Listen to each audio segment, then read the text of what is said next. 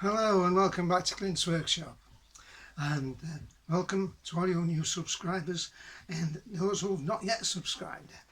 And what we're going to do today, we're looking here at this siege milling machine.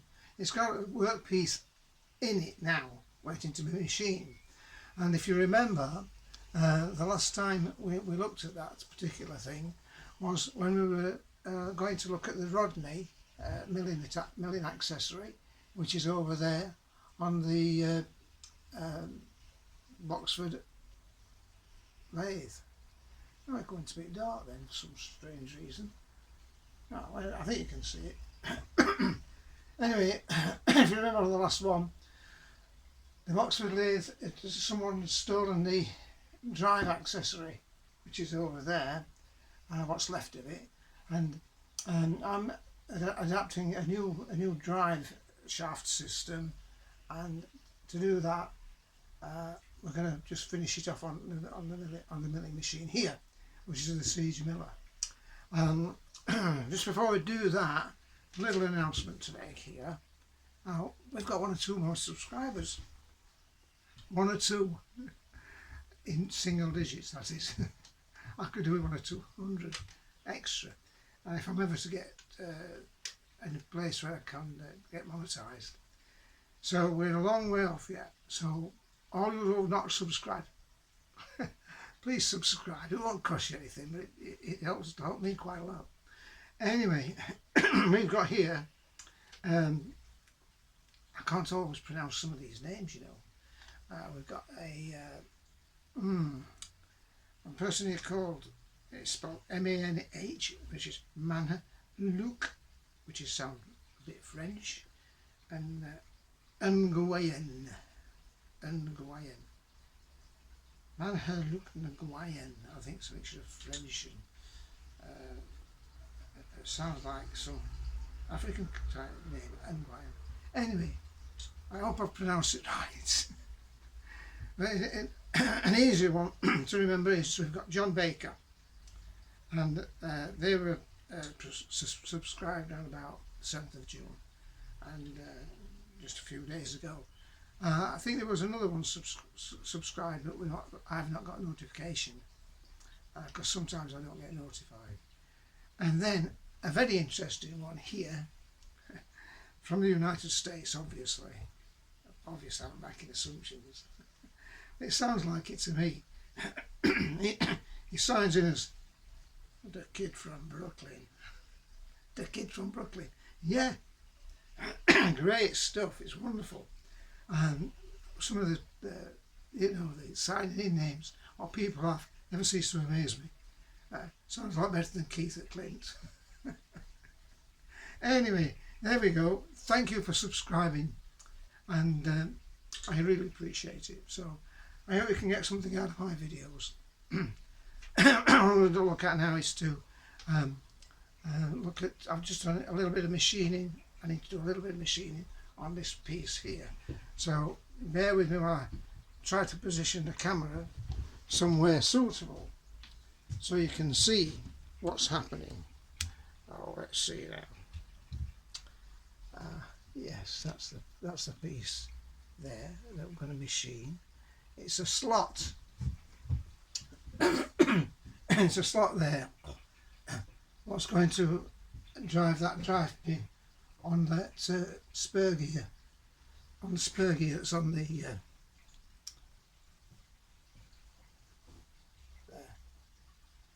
That's on the Boxford. Anyway, let's see what we can do with this. I'll try to move this a bit further near closer. What you can see it or not.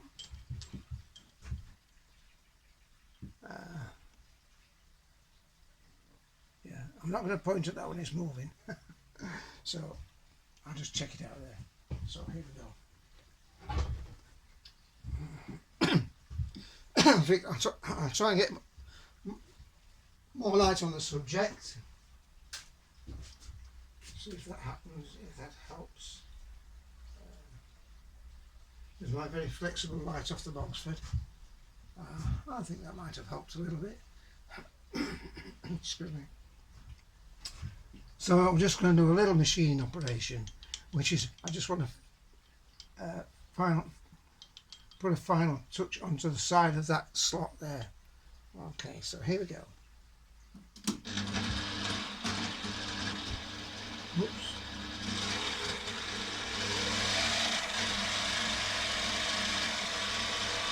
I didn't like the sound of that. I just wound the machine up earlier. Anyway, I've lubricated all the slides.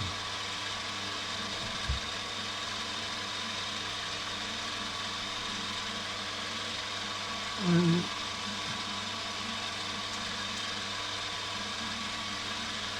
it's difficult to see. Oh, that's better.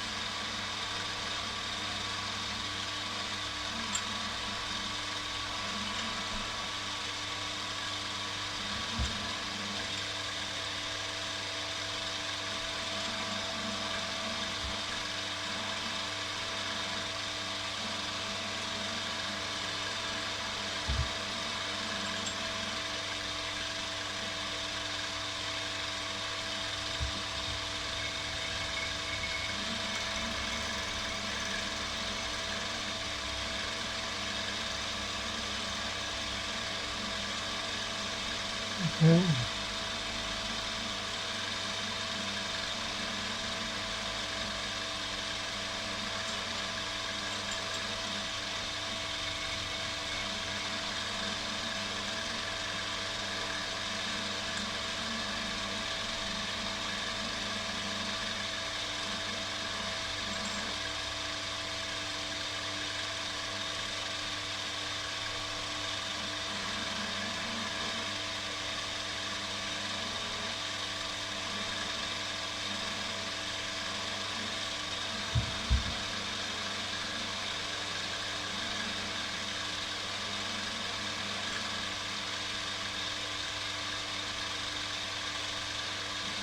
I made it the initial slot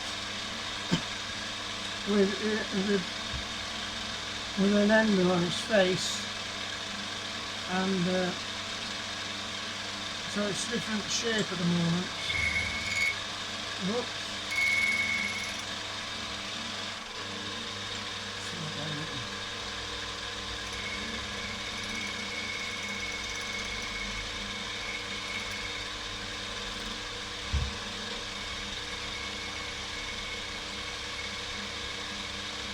Cutting down now, there you can tell.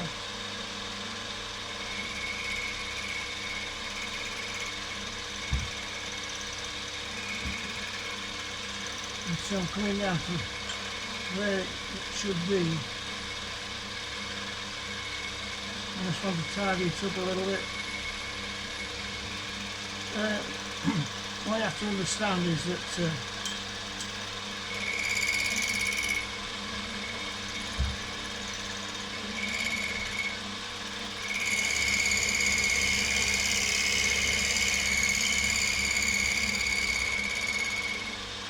this is a prototype.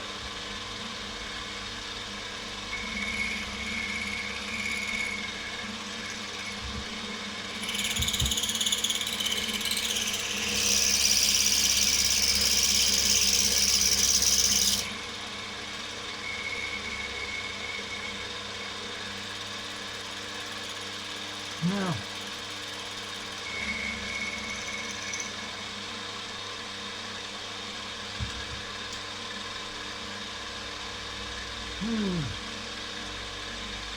more a bit deeper.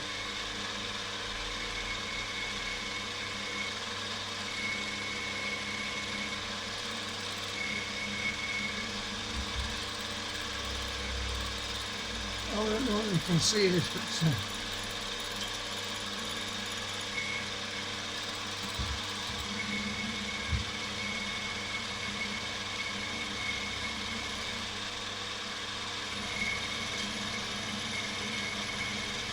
I haven't got a power feed on this thing, so I'm doing it by hand. But it's quite alright for lots of jobs.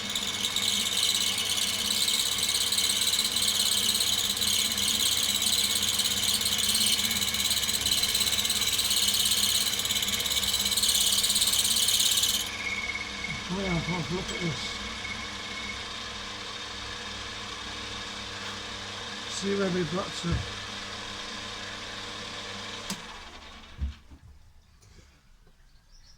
Oh, I see the problem here. That's interesting. Good job I did that. Because what's happening here, I've just noticed this guard here is just touching the vise. So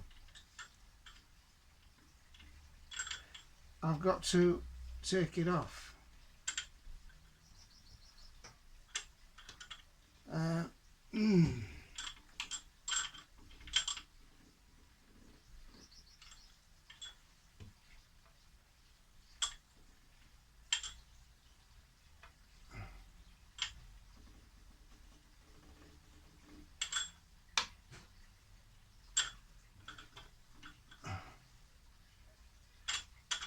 Right.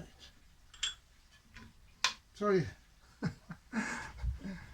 Things can go wrong. But I just want to take it off a little bit more. It's just touching there.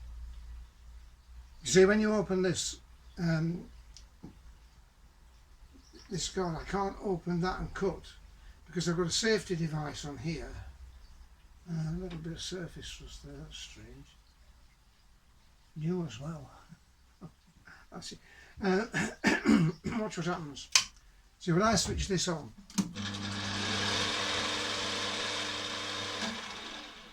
and I open that, okay, switches it off, and now I've got to come to the start cycle again. Okay, so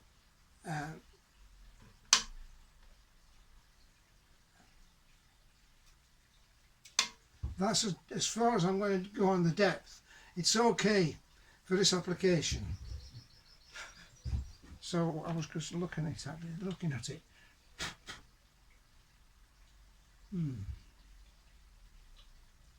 Yes. Okay. So it's very difficult to get the right light. I've got another little device here. Whether I can see more, I don't know.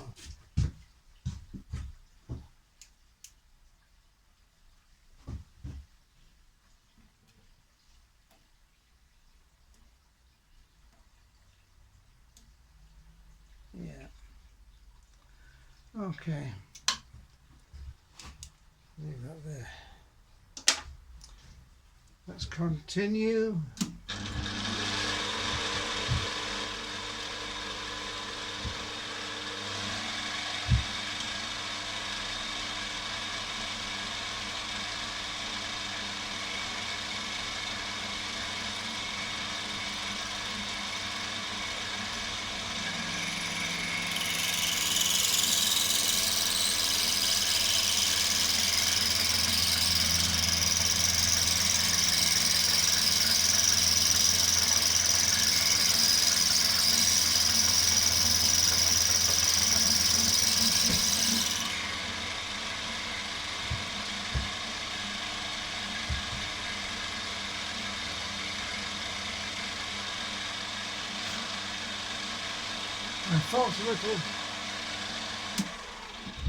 I felt a little grab there as it grabbed, and I don't know why.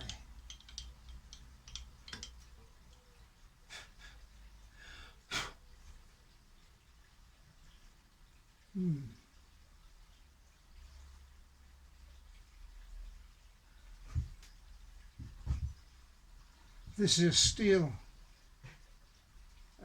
material. Yeah. Let's see if I can.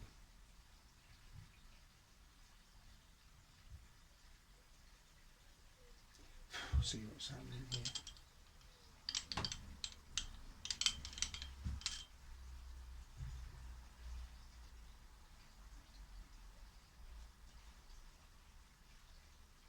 It's cleaning it up. That's okay. So what I'm going to do is just a very fine cut off here, and I'm only going as far as that, and someone's calling me, so I'll just have to explain something. Just hang on. I'm shooting a video. Okay, that's my neighbour. Probably wants something doing. Anyway, right. What I'm going to do is to just put, you can't see it, but I'm just going to put 2 or 3 thousandths of an inch on here.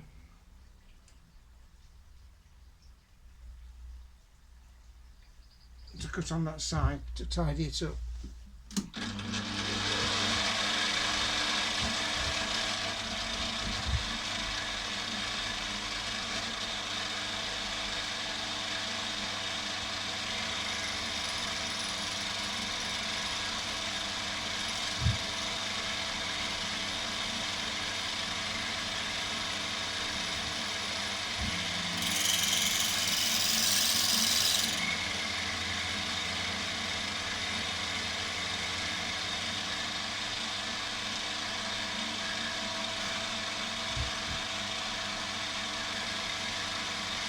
We're nearly to the where I want to be.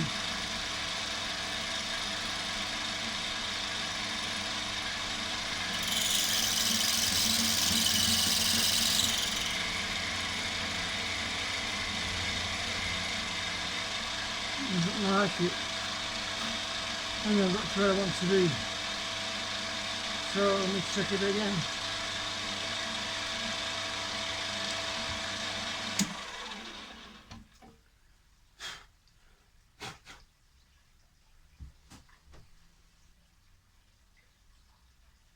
Yeah, it's the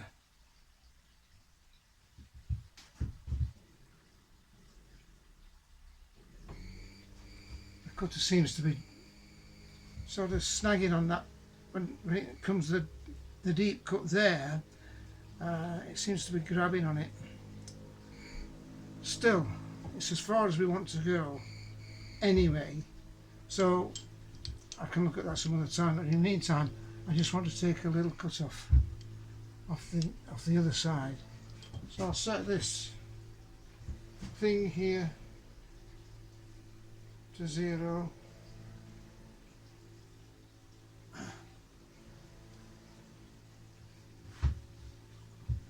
And then come on to the other side. I only want to put a little scrape on this side.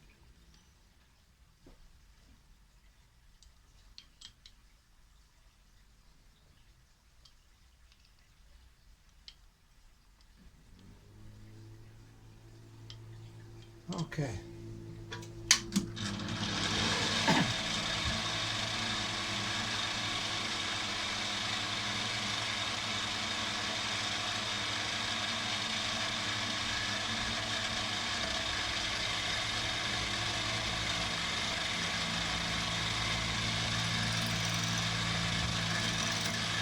I've got a problem now because I can hear the lawnmower of my colleague, not colleague, neighbour.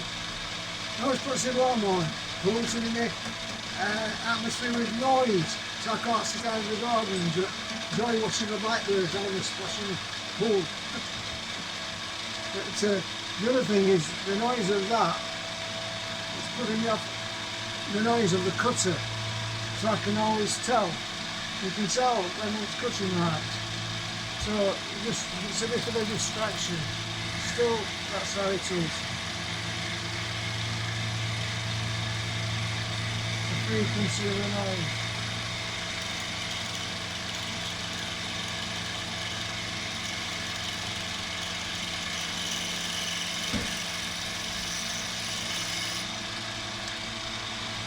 Yeah. I'm going to go a little bit deeper now.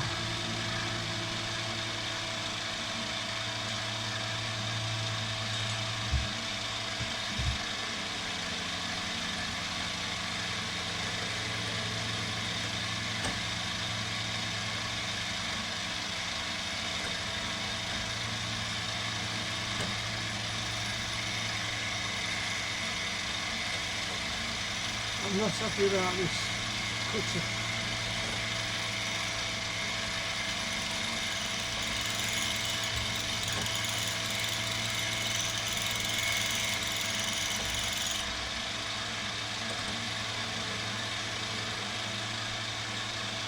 Anyway,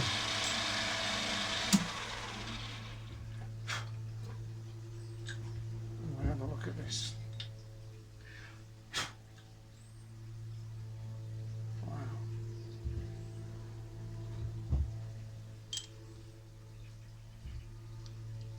So what I'm going to do is to see if I can clear it here.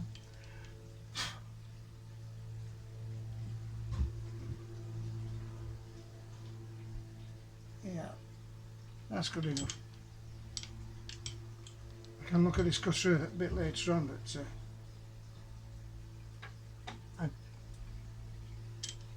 maybe it's just too much for it on that small. When it's hitting the, you can see the depth there of the cut. It's a bit too much for this cutter. I've not had much to do with this mill really, but it is a big cut, and it could be quite a hard steel,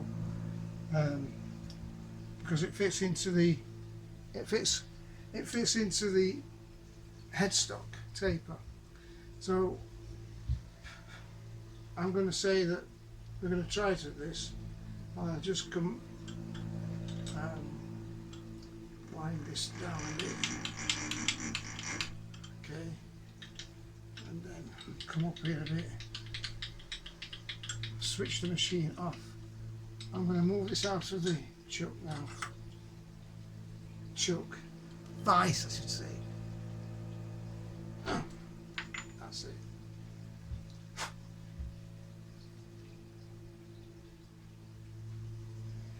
And let's see if we can.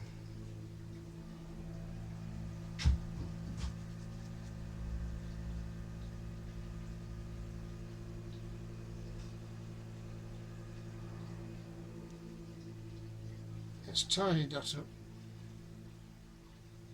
You can see it. You don't have to go the full depth of that, because the drive dog's going to be somewhere between the face and halfway, something like that. So I can try to do that. I think so. Let's put it in the lathe, see what's going to happen. So over to the Boxford. Now there you've got the driving dog on the spur gear there. So now we've got to fix this up. Let me get my camera in a better position, and then I'll see what I can do with the with that. The difficulty is, so I'll just pause the video a little bit so I can get the camera in a better position. Okay. Okay, so now we're back, and what we're going to do is to I've got a better position for the camera for this part of the sequence, and we've got to make the spigot there, the driving dog, fit into the slot there. You can see it there. Okay, so I can turn this round, and I can turn this round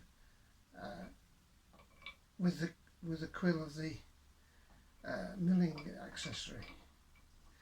So before that, before I line it up, what I'm going to do, I'm going to put it more or less vertical, up like that, and we've got to move this milling accessory down to meet that.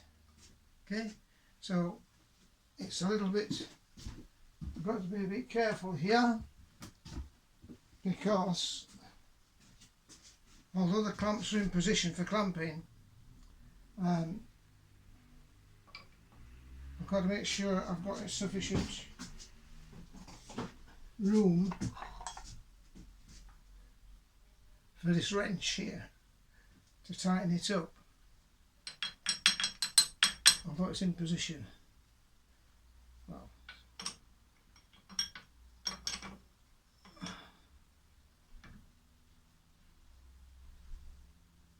it's a bit it's like, anyway, I've got one here to tighten up and there's one at the other side here which you can't see, so I've got to line this up first. Oh, wow, it's a bit heavy.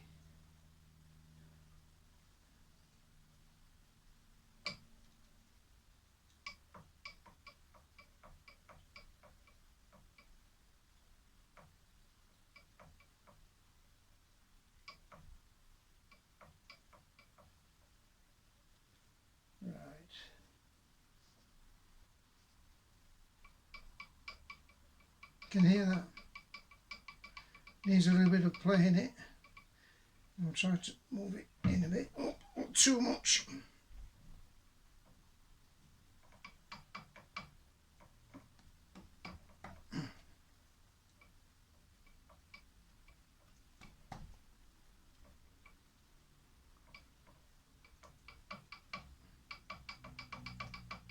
Right, so that's base.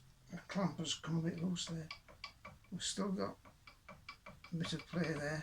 So what I'm going to do is to check it all the way around. First I'm going to nip this up a bit if I can. Now this gets a little bit tedious.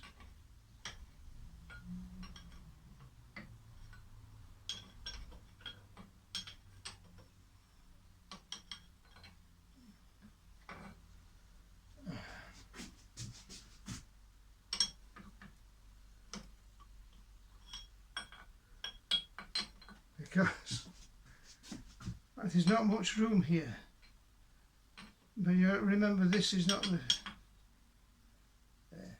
Let's see, still got the play, okay, and then we'll come to the back, the other side of it.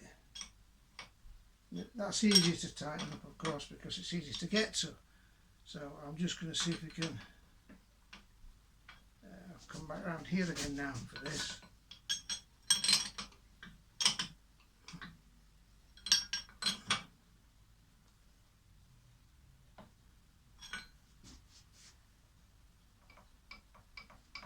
Can you hear that?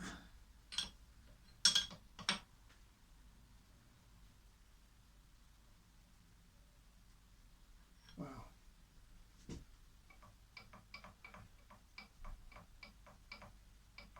This is an old wrench spanner thing I had. It was for an old Lodge and Shipley lathe which I was allocated when I was 16 years old. I've still got the thing. Yeah. Yeah, well they scrapped the lathe, didn't they? It was an old line shaft one. Anyway, that's sufficiently tight enough there. I've still got some play there. I'll tighten the other one up.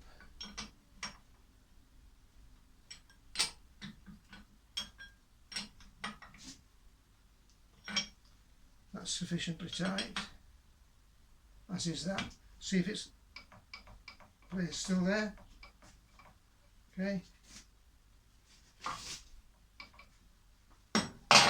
Now, what we're going to do before we switch on is to make sure that it's got a little bit of play left in it through 360 degrees. So, sounds okay there. So I'm going to come around here. Oops. No, come around the other way.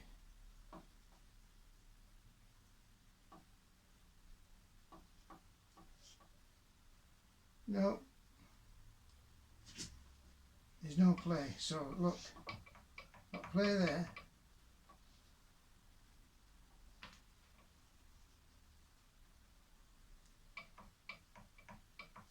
Well.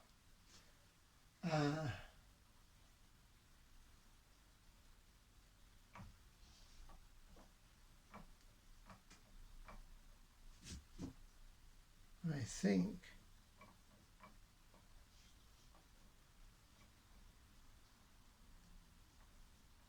it's a bit too far on. I'm going to come off a bit now.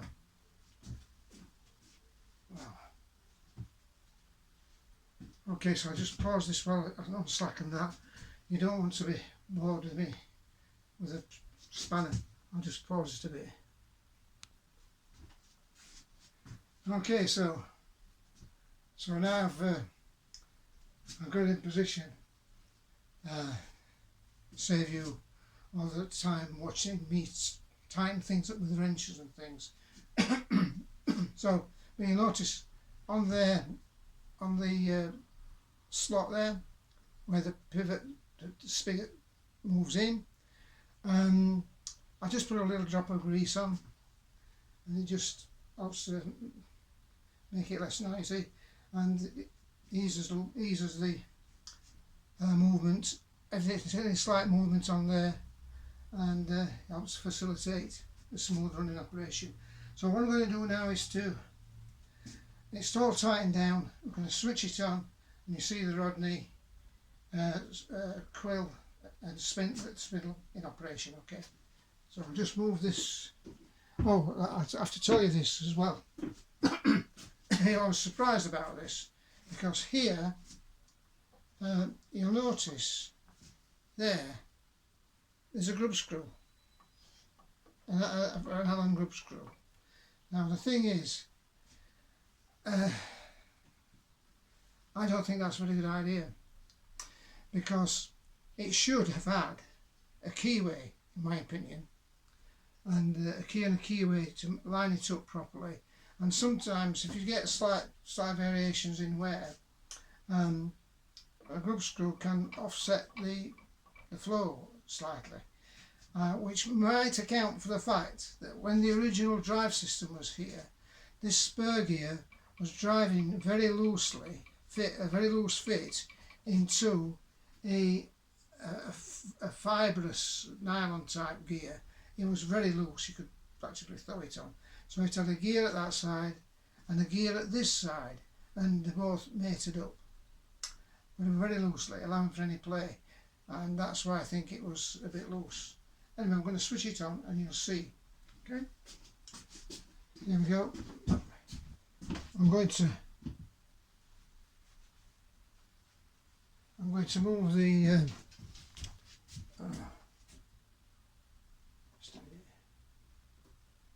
so I'll set this on.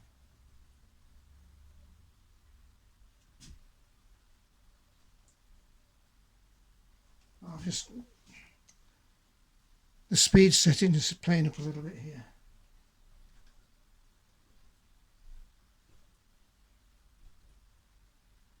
Okay.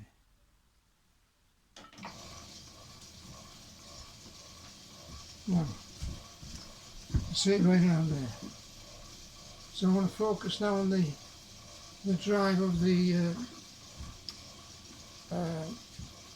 quill. Oops, come over here a bit.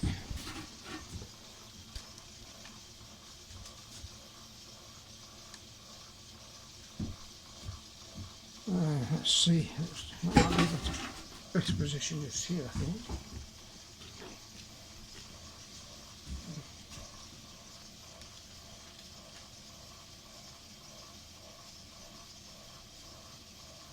Yes. Let me get the light in a better position. Ah, gotta be so careful. Get me on fast around the quill. So that's I'm going about 150 RPM.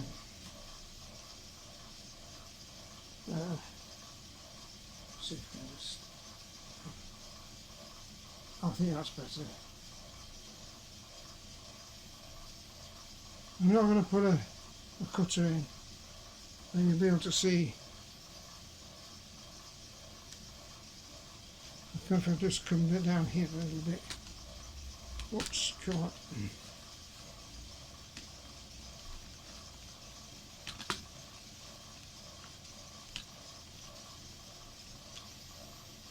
Right, let's see here.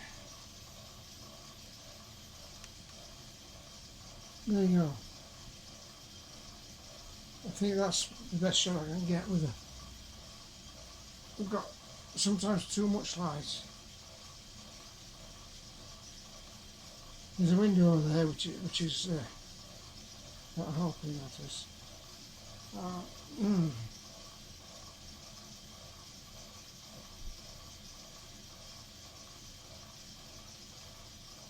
think that's better. Okay, so we're doing about 150 RPM at the moment, according to my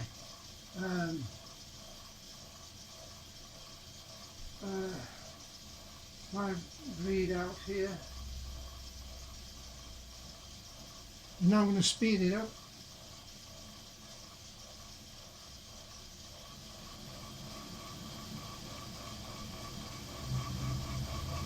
About 250, 385. See that there.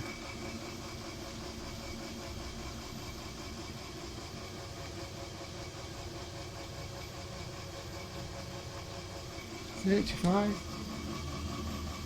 Well, I'm just trying to concentrate on this here.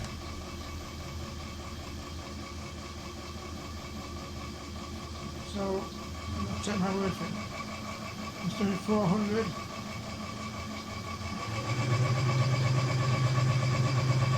$652. It's nice and smooth.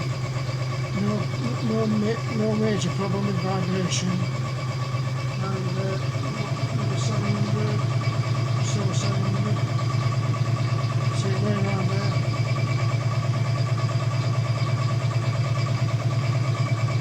It's difficult. Slow it right now.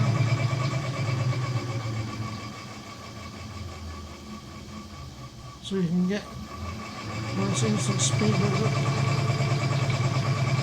So to me, that alternative drive system is working okay.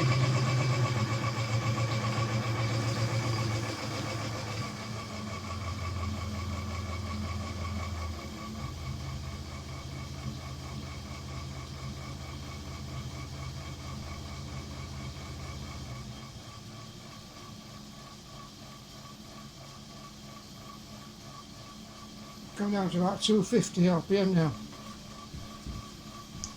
So I'll switch it off now.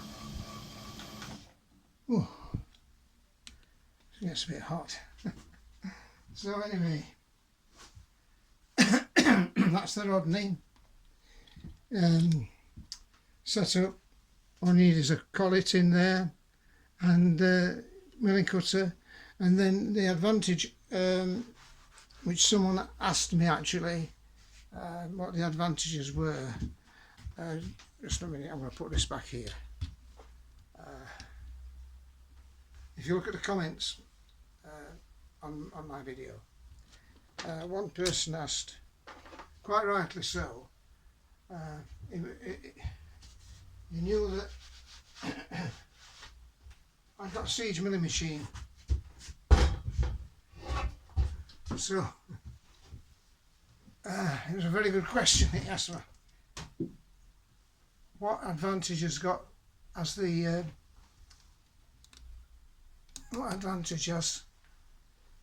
the Rodney Milling accessory got over the siege?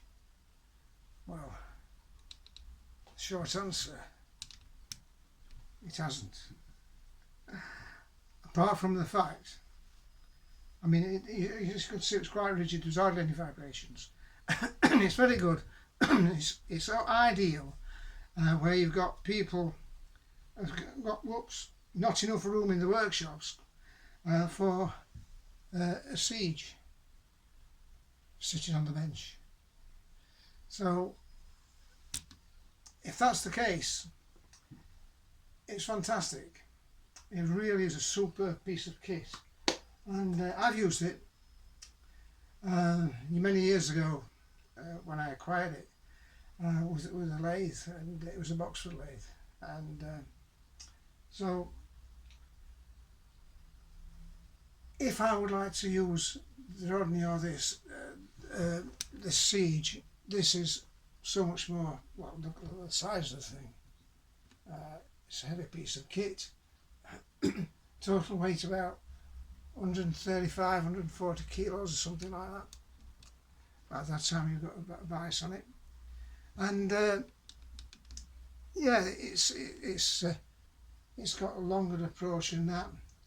But the other advantage you've got on that this one has got, the Rodney, the advantage of this Rodney is that it's got power feeds by virtue of the fact you've got an Norton gearbox there, and you can get feeds on the X and Y axis, and as you would sliding and surfacing on the lathe. So yeah, that would be advantageous, but it's not it's not a deal breaker, because you can do manual feeds just as well with that. And I mean, I know some people fix power feeds on these, but for what milling I want to do, I don't think it's worthwhile the effort of converting it or putting accessories on, because it works quite well as it does. You notice that that vice there was set up in a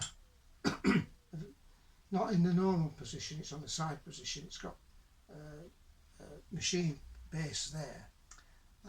Not the best vice in the world, but it's okay for this particular application. And so anyway, that's it. So I'd like to thanks very much. I hope it's not been too boring for you, and but it has shown a bit more light on this Rodney, which I think is a fantastic piece of kit, really. And if you get them, it's a very rare you'll find one. This is the heavy duty one. Very rare you'll find one that people tend to hang on to them. And of course, they don't make them now. Anyway, look, enough of your time. So it's been a bit of a delay with one or two other things and everything going on, but my videos, yeah, I don't edit them, as you know, and so that's it. Hope you've enjoyed it, and even if you haven't, you might enjoy some of the others. So in the meantime, try that one, check that out, and see how you go on. Thanks very much for all my subscribers, and we could do some more from subscribers from the kids in Texas or Cincinnati or somewhere like that. We need some more. But thank you very much for those who have subscribed to my channel, and look forward to seeing you in another one. Okay, bye for now. Take care.